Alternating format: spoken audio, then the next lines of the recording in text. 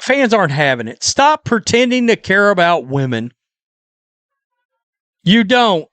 It's obvious you're trying to give Caitlin Clark's career-ending injuries. What a bunch of hateful liberal women. Look at that. I meant to show you guys that the other day. I'm glad this popped up. What is with that kind of hateful stare? What happens when the biggest star in women's basketball suddenly disappears from the court? Could one injury expose just how dependent an entire league has become on a single player? For months, Caitlin Clark has been at the center of the biggest sports story in America. She has shattered attendance records, boosted television ratings, sold out arenas across the country, and brought millions of new fans to the WNBA. But now, she's on the sidelines, and the questions surrounding the league have become louder than ever. The way, there's WNBA players out there that have been supporting Alyssa Thomas, having her back, Dejanay Carrington. There's an assistant coach for the Mercury, also riding or dying for Alyssa Thomas. Damn. Wow. Status report for tomorrow's game versus Los Angeles. Caitlin Clark out back. Tony, status report, fans out. Fatigue. I will give my boy, the good sir known as Ben Daniel, props. Even though we heard what Stephanie White had to say today, we knew Caitlin Clark was going to be out. The average fan that's not tuned into Twitter and that was at work and all this and that and the other,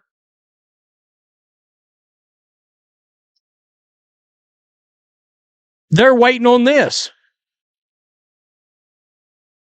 They were waiting on this. Caitlin Clark status out. Oh boy. I knew once the official one dropped.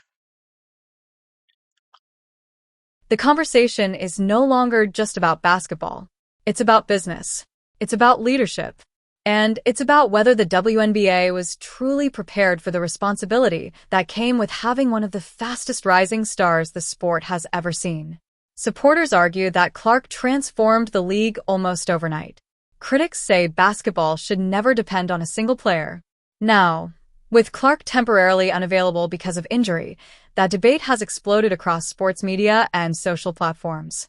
I don't know. You know how just like sometimes the of a season, it's like you're on a high, sometimes you're on a low, and it's on the grind. We're in the grind right now. We just haven't like fully clicked yet, and like we have all the potential. So when we do, it's going to be really good. But like we're getting to the point of like, all right, like what has to give, what has to sacrifice, what do we need to do to actually even start tapping into that potential?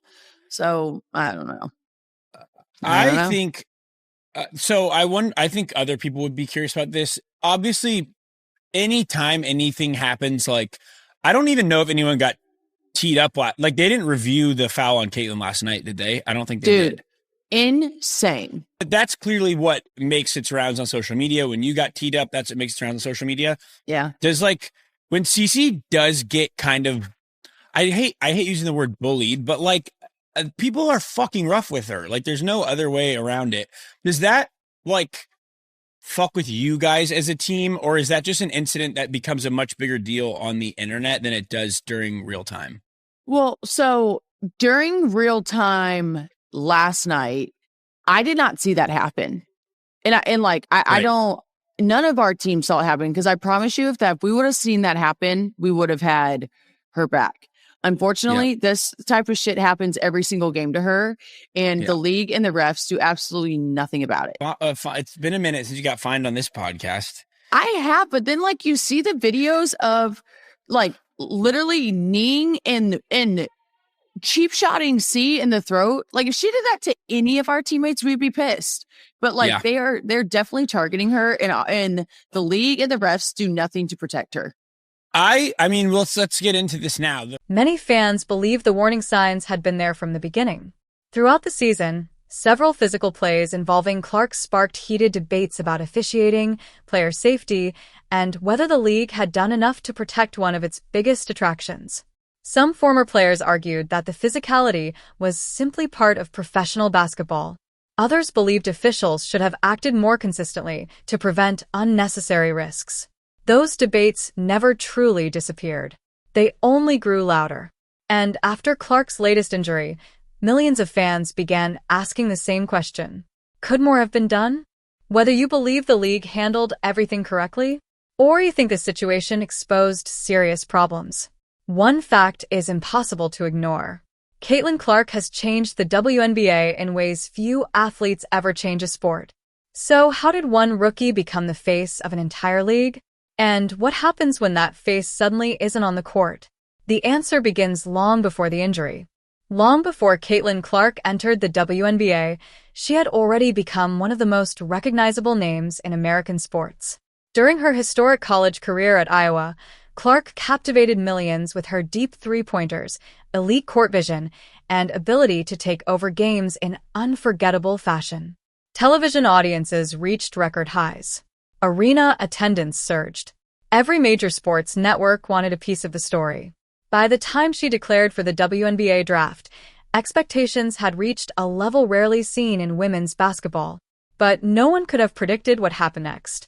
Almost immediately, Clark's arrival transformed the conversation around the WNBA. Indiana Fever games became some of the league's biggest attractions. Many arenas reported increased attendance when the Fever came to town, and several teams moved games to larger venues to accommodate higher demand. Television ratings climbed as new fans tuned in, not just to watch a basketball game, but to witness one of the sport's brightest young stars. Clark's jersey quickly became one of the league's top sellers, while social media engagement reached new heights. For the first time in years, casual sports fans who had never followed the WNBA were watching every Fever game. The Caitlin Clark effect had become impossible to ignore. But with unprecedented attention came unprecedented pressure. Every game became a national storyline. Every hard foul sparked debate. Every officiating decision was dissected online. Some veterans welcomed the spotlight Clark brought to the league. Others pushed back against the idea that one rookie deserved all the attention. The result was a season unlike any in recent memory, a mix of incredible basketball, non-stop media coverage, and constant controversy. As Clark's popularity continued to soar, so did the intensity on the court. Every opponent wanted to stop the league's newest superstar. The physical nature of those matchups soon became one of the biggest talking points in basketball. Supporters said she was being targeted. Others argued she was simply experiencing the reality of professional competition. So, what actually happened on the court? And why did those moments become some of the most controversial plays of the entire season? That's where this story takes an even more dramatic turn. With every sold-out arena, every nationally televised game, and every headline celebrating Caitlin Clark's arrival, the intensity on the court continued to rise. Night after night, Clark wasn't just facing another basketball team. She was facing opponents determined to stop the player who had suddenly become the face of the league. Every possession was more physical. Every screen was harder. Every defensive matchup carried extra emotion. To many basketball analysts, that wasn't surprising.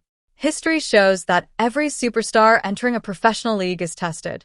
But as the season progressed, many fans began asking whether that competitive edge had crossed the line. Several games quickly became national talking points. Hard fouls, off-ball contact, and controversial no-calls spread across social media within minutes.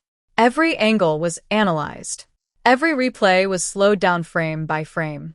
Some former players defended the physical style of play, arguing that every rookie must earn respect at the professional level.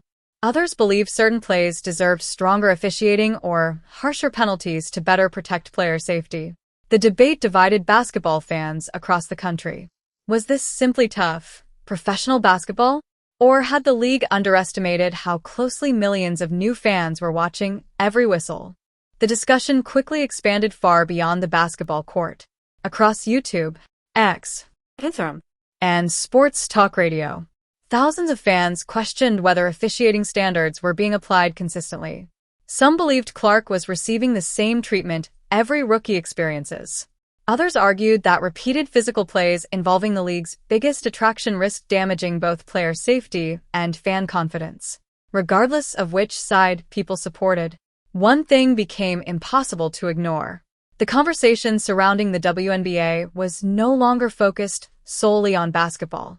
It had become a national debate about leadership, competition, and the future direction of the league. Then came the moment no one wanted to see. Caitlin Clark was ruled out because of injury. The news immediately dominated sports headlines. For Indiana Fever fans, it was a disappointing setback. For the WNBA, it reignited every conversation that had been building throughout the season.